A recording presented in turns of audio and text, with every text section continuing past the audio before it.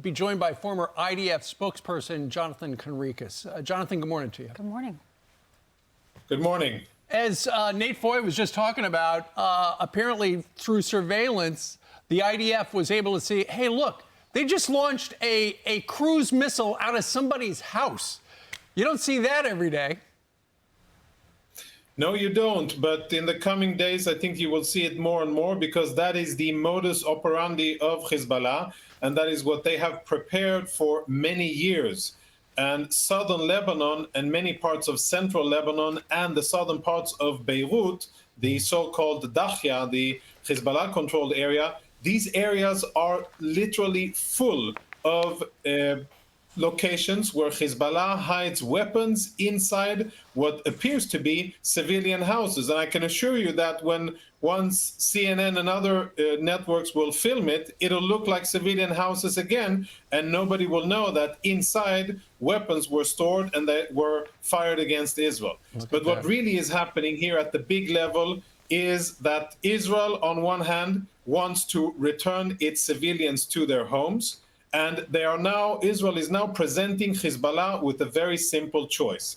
It's either de-link yourself from the situation in Gaza and decide not to continue to do the dirty work of the Islamic Republic of Iran, or protect and ensure the future stability of Lebanon. You can't have both things. You can't continue to be with Iran and have a safe Lebanon, because if you continue to fire rockets at Israel, that will come at a catastrophic cost for Lebanon. We're not there yet. We're still messaging, and this is still on the brink. I don't think that neither Israel nor Hezbollah has crossed that brink yet, but we are getting very, very close. You know, Colonel, in your former capacity, you had to be the diplomat, right? You were representing the military as well as representing the government. And as we look at these live shots this morning, it looks like the Middle East is on fire right now.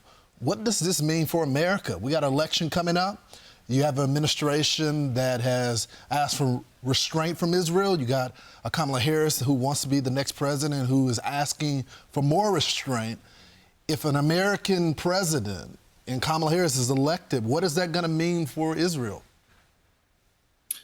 I think that what our current situation now means for America is that America's most loyal ally in the Middle East, that defends democracy and Western values, that acts in order to enhance America's global standing and its regional power, that ally, Israel, may be at the cusp of war, which will be a very, very difficult war for Israel to fight.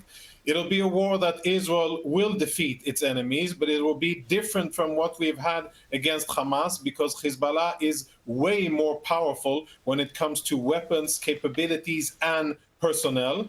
And the consequences for Israel will be dire. The consequences for the region will be very severe. And I think that from a simple American perspective, it'll be an American ally fighting against a terrorist organization and against an enemy of America, which is Iran. And I am confident, as an Israeli, I'm confident that this time again, America will stand by Israel. Whoever is elected, America will stand by Israel, because Israel fights for democracy and freedom against the powers of evil. Yeah, we, all of us support Israel. We are pro-Israel. It's the Holy Land. And you're seeing these images. We're praying for y'all. I hope that we can prevent an all-out war. And I hope that's not where we're heading. Colonel, thank you so much for coming on with us. I'm Steve Doocy. I'm Brian Kilmeade. And I'm Ainsley Earhart. And click here to subscribe to the Fox News YouTube page to catch our hottest interviews and most compelling analysis.